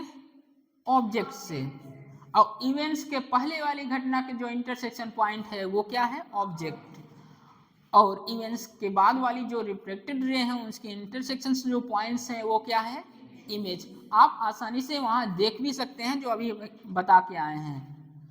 इवेंट्स के पहली वाली घटना जो इंटरसेक्शन पॉइंट है वो कॉइन है जो कि ऑब्जेक्ट का बिहेव कर रहा है, और इंटरसेक्शन मतलब इवेंट्स के बाद वाली जो घटना है वो रिफ्लेक्टेड जो इंटरसेक्शन पॉइंट्स वो क्या है, इमेज। अब बात आई इमेज तो बनी वर्चुअल बनी कि या रियल इमेज बनी, तो अभी आपको प्लेन मिरर से आपको बता दिया गया ये कैसा बना है, वर्चुअल इमेज। चलिए अब कहानी यहाँ है, ट्विस्ट है इसकी। क्वेश्चन तो दिया रहेगा, अब बात आएगी मीटू किसको लें, मीटू किसको बोलें। सबसे बड़ी बात यही रहती है लेंस तक ये चलेगा, मीटू किसको लें और म्यू1 किसको लें। तो मीटू वो होता है, लिखिए नोट करके लिखिएगा, यहाँ बच्चों को दिक्कत आती है मीटू लेने में। मीटू रिफ्रैक्शन होने के बाद, रिफ्रैक्शन होने के बाद भैया जब आता है क्वेश्चन ना तो समझ नहीं आता म्यू1 किसको लें और मीटू किसको लें। फॉर्मूला सबको याद रहेगा, di/do μ2/μ1। हर जगह यहाँ एयर नहीं दे सकता और यहाँ मीटू नहीं ले सकते हैं हर बार। तो लिखिए मीटू जो होता है रिफ्रैक्शन होने के बाद लाइट रेज जिस मीडियम में गई हो, रिफ्रैक्शन होने के बाद लाइट रेज जिस मीडियम में गई उसका रिफ्रैक्टिव इंडेक्स वो क्या कहलाता है, मीटू। इस तरह लिखिएगा, रिफ्रैक्शन होने के बाद लाइट रेज जिस मीडियम में गई उसका रिफ्रैक्टिव इंडेक्स, उसका रिफ्रैक्टिव इंडेक्स हो गया। चलिए बताइए, लगाइए इसमें लगाइए और बताइए इमेज कहाँ पर है। अरे यार मैं कह रहा हूँ लगाओ ना, इसे म्यू मानो, ये म्यू है, ये म्यू है और यहाँ एयर में पहले डिनोट कर दिया हूँ। चलिए di/do म्यू2 किसे लेंगे, रिफ्रैक्टेड कहाँ गया है, एयर में 1 म्यू। तो इमेज की जो डिस्टेंस आएगी कितना आएगी पता है, d/μ।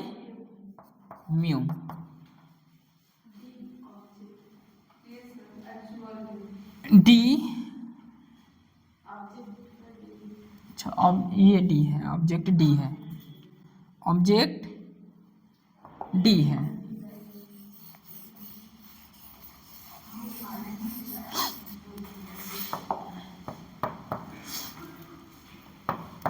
चलिए ऑब्जेक्ट d है और ये म्यू2 किसे लें भैया, रिफ्रैक्शन के बाद, रिफ्रैक्टेड के बाद जिस मीडियम में लाइट गई हो उसे म्यू2 बोलते हैं। तो लाइट कहाँ गई है, एयर में, एयर का म्यू कितना होता है 1। बताइए इमेज कहाँ बनी, d/μ पर। इमेज की जो डिस्टेंस है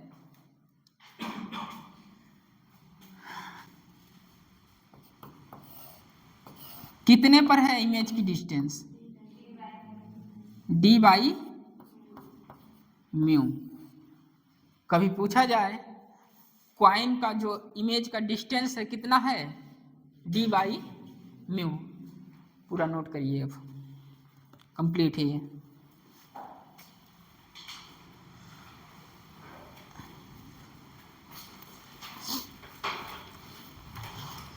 आ रहा है कि जा रहा है, ऊपर ऊपर से समझ में आ रहा है, झूठ बोल रहे हो।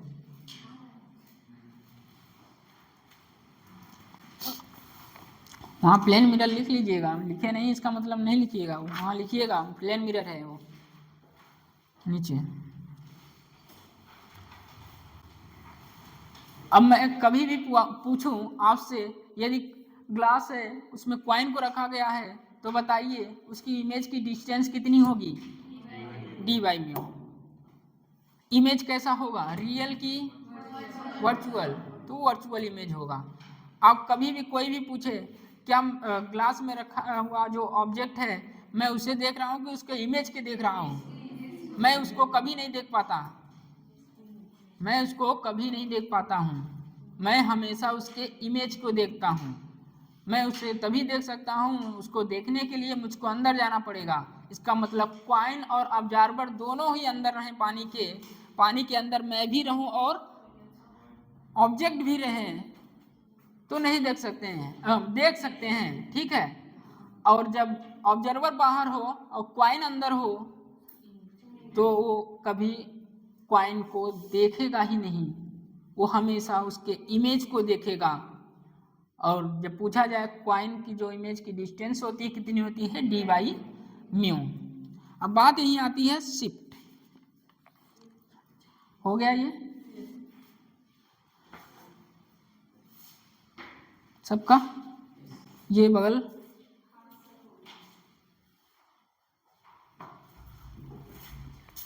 अब बताइए इतना किसी को बताना है,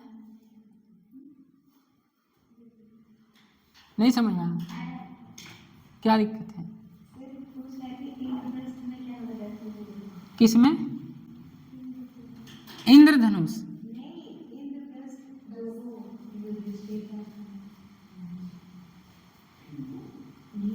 रैम्बो,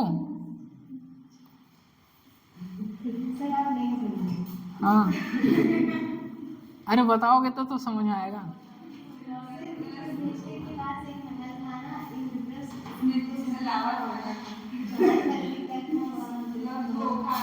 अच्छा तो वहाँ ऑप्टिकल इल्यूजन तो हो रहा था, छलावा, वहाँ वो भी हो सकता है, मैं वो पढ़ा नहीं हूँ तो इसलिए वहाँ TIR भी हो सकता है, ठीक है।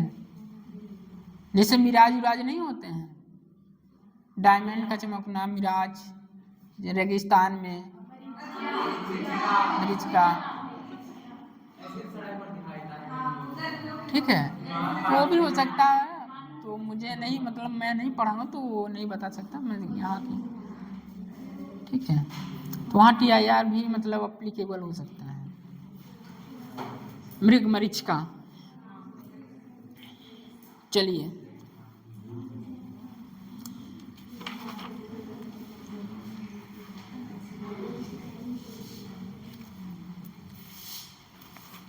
इतना आया, चलिए इसी को फिर से बताते हैं।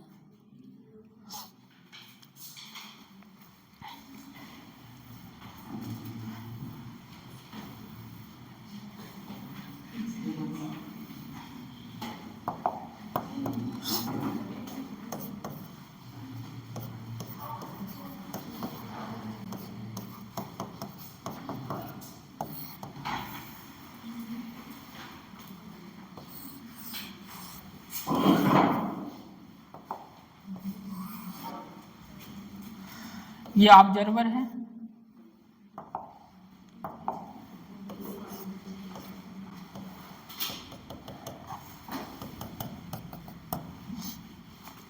ये कॉइन है। कभी भी ऑब्जर्वर कॉइन को नहीं देख सकता, कॉइन को नहीं देख सकता, वो क्या देखता है, इमेज को देखता है।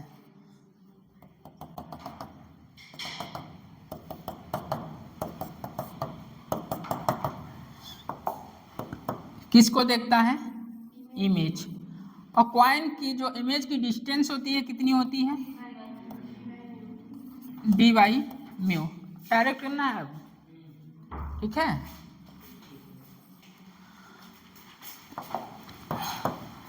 इमेज और कॉइन के बीच का जो डिस्टेंस होता है इसी को बोला जाता है शिफ्ट।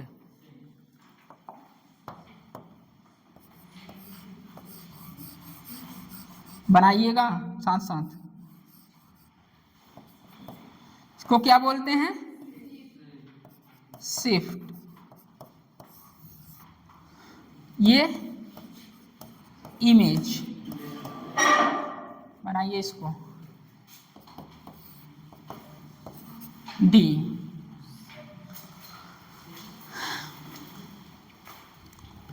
ऑब्जेक्ट डेंसर में है, ऑब्जेक्ट डेंसर, और ऑब्जर्वर कहाँ है? टेरर एयर है।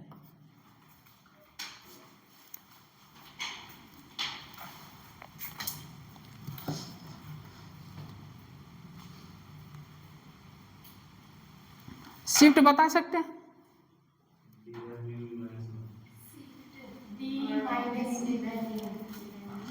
एक्चुअल डेप्थ कितना है?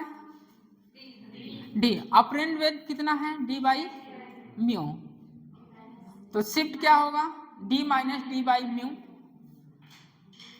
और डी कॉमन ले लेंगे तो 1 माइनस 1 बाई म्यू। ये क्या आया? शिफ्ट आया। और क्वाइन का जब इमेज, क्वाइन से इमेज की डिस्टेंस पूछी जाए तो वो होती है डी बाई म्यू, और जब शिफ्ट पूछा जाए होता है D 1 minus 1 by mu. Observer को कभी दोनों नहीं दिखता है, अभी बता के आए हैं। ऑब्जर्वर को कभी दोनों नहीं दिखता है, एक दिखेगा, ठीक है? दोनों देखने के लिए उसे डूबना पड़ेगा तो वही दिखेगा ऑब्जेक्ट, उसका इमेज ही नहीं बनेगा, ऑप्टिकल इल्यूजन ही नहीं होगा, दोनों कभी नहीं दिखेंगे, ठीक है? आंखों का धोखा है ये, आ गया? आंखों का धोखा है। ऑप्टिकल इल्यूजन क्यों हो रहा है? Due to refraction. Optical illusion क्यों होता है? किसके कारण होता है? रिफ्रैक्शन के कारण होता है।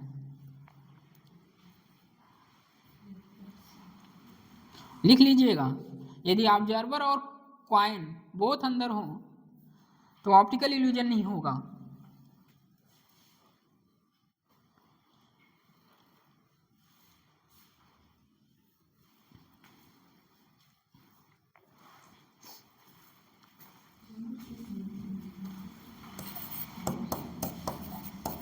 एक्चुअल डेप्थ कितना है? डी है। अपरेंट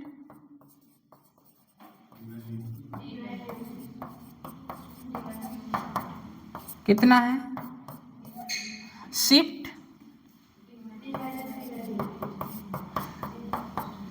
डी माइनस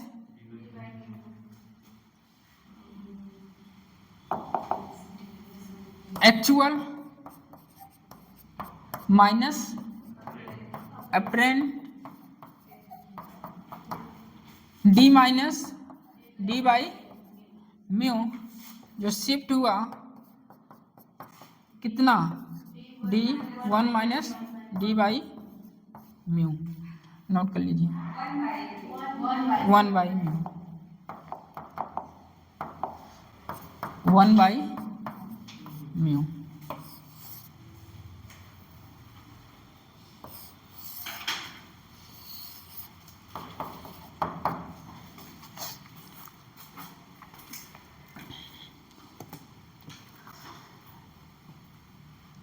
ऐसे अलग अलग लिक्विड भर दिया जाए तो उसके लिए क्या होगा? Apparent depth.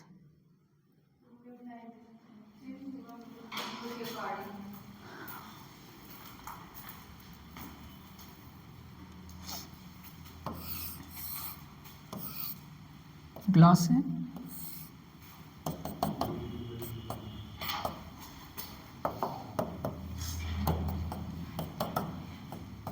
ये क्या होगा? ये म्यू1 है, ये म्यू2 है। डी अपरेंट कितना होगा? डी बाई म्यू1 प्लस डी बाई म्यू2। नोट कर लीजिए इसको भी, कभी ऐसा आए तो इस तरह करना है। D1 बाई D1 D2 कर दीजिए।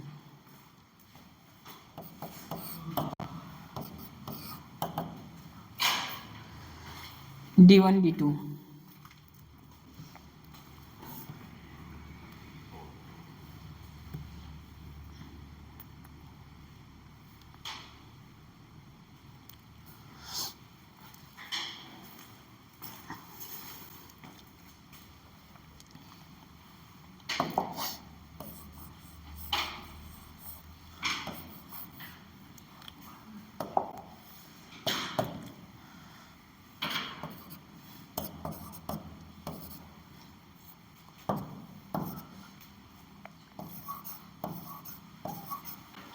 D1 by μ1 plus D2 by μ2 इस तरह पूछे अपरेंट डेप्थ तो आसानी से ऐड कर दीजिए, क्योंकि अपरेंट डेप्थ होता है D by mu.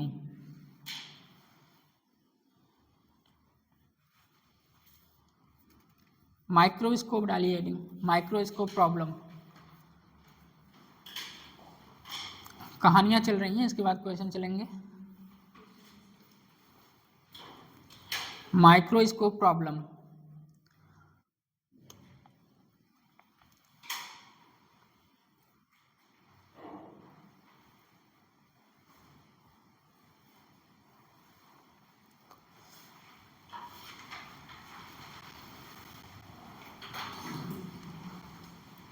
Microscope problem ये हो गया सबका।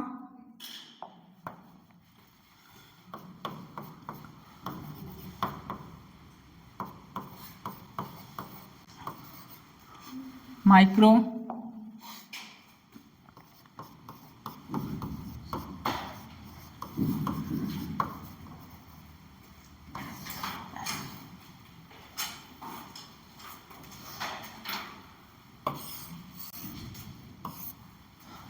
फोटो तो बहुत खींचते होंगे आप लोग, daily Instagram, Facebook, WhatsApp. WhatsApp करना करिए सर, सेटअप मत करिए।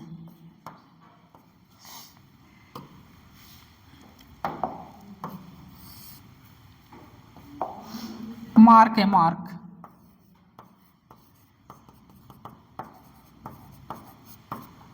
मार्क मतलब निशान।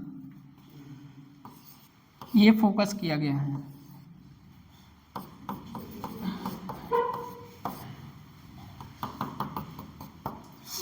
खाली है, खाली। बताइए, ये फोकस है, ये मार्क है। अब इसमें लिक्विड विक्विड कुछ नहीं रखा गया, मतलब वाटर में नहीं है। बताइए, माइक्रोस्कोप फोकस किया गया है। माइक्रोस्कोप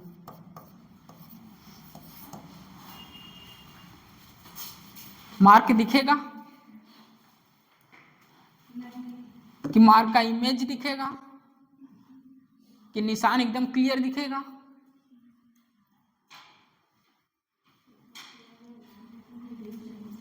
अरे अभी तो पढ़ के आए यार, वही है। इमेज कहाँ दिखेगा? सीधा फोकस का मतलब समझते हैं? कभी आप अपने नोट्स को अपने फ़ोन में मतलब फोकस तुरंत क्लिक कर दिए हैं तो देखिए वो धुंधला दिखाई देता है, ब्लर होता है ना। मुझे नहीं पता ब्लर, मैं धुंधला ही कहता हूँ, ठीक है। आज पता चला ब्लर, तो वो ब्लर ही रहता है। फोकस का मतलब ऑटो एडजस्टेबल होता है। आपका जो फ़ोन कैमरा है ना, उसी को 1 सेकेंड बाद करिए, जैसे तुरंत कीजिए ब्लर आता है, 1 सेकेंड वेट कर लीजिए, 1 सेकेंड तक देखिए वो खुद ही ऑटो एडजस्टेबल होता है। तो माइक्रोस्कोप ऑटो एडजस्टेबल यहाँ पर है जो है, ये इसे निशान दिखेगा। अब इसी को इसमें मैं क्या किया, वाटर भर दिया। वाटर भरते ही जो माइक्रोस्कोप होगा उसको मार्क नहीं दिखेगा, मार्क के इमेज दिखेगा। बट जो माइक्रोस्कोप है ना, वो जो होता है अब यहाँ नहीं रहेगा, वो खुद को एडजस्ट करता है। कभी आप फोटो खिंचाने गए हैं, फोटोग्राफी मतलब फोटो जहाँ खींचते हैं तो वो आता है तो ऐसे करता है तो किर किर किर, वो आपको पता नहीं होगा, आप गाली देने क्या कर रहा है। कुछ टाइम बीतता है जब पसीना पसीना, अरे यार खींच जल्दी से, क्या कर रहा है, तो वो सेट करता है भाई, वो सेट करता है। बट आपका जो फोन का कैमरा है वो ऑटो रहता है। आप फोन जब 1 सेकेंड बाद खींचेंगे तो क्लियर आएगा, अगर आप तुरंत खींचते हैं तो देखिए ब्लर आता है, तो ऑटो रहता है। बट माइक्रोस्कोप जो होता है ये ऑटो नहीं रहता है, इसे सेट करना पड़ता है। तो जब आप इसे खाली स्थान पर देखते हैं, जो इसको मार्क दिखाई दे रहा है एकदम करेक्ट यही दिखाई दे रहा है। जैसे इसको मैं मार्क को वाटर में ले गया, जो माइक्रोस्कोप है इसको इसके इमेज को पढ़ता है, तो माइक्रोस्कोप जो होता है वो अपने आप को सेट करता है। तो सेट करता है तो जो अभी दिख रहा है, लेकिन माइक्रोस्कोप जो उसमें दिखेगा, माइक्रोस्कोप हल्का सा अपर शिफ्ट हो जाएगा, यहाँ भी शिफ्टिंग है। और फॉर्मूला वही है d1-1/μ। काम वहीं से चलेगा। फोटो खिंचाना बता रहे थे, कई फोटो वालों को गाली मत दिया करो, क्योंकि वो एडजस्ट करता है। आपके फ़ोन के कैमरे की तरह ऑटो स्टेबल नहीं होता है, आपके धड़कन की तरह वो आपका हार्ट ऑटो स्टेबल है, ऑटो एक्साइटेबल है, हार्ट ऑटो एक्साइटेबल है, चलो पता है।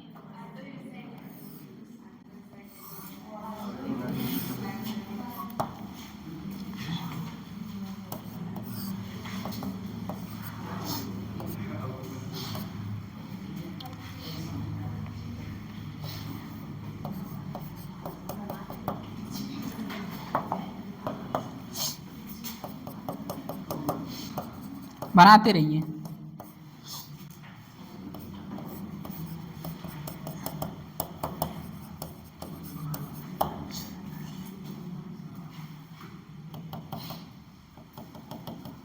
इसका मतलब समझ रहे हैं ना?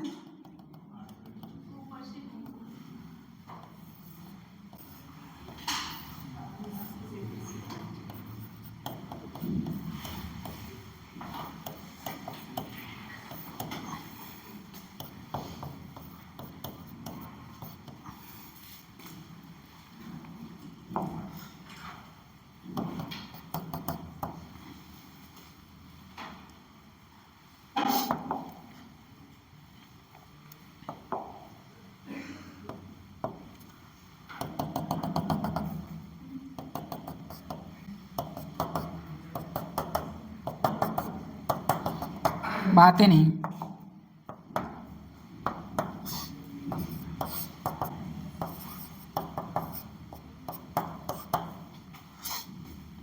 ये कितना होगा भैया? वही d/μ।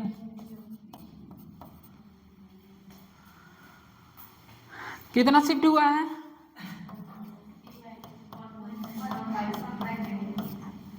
नोट करिए, इमेज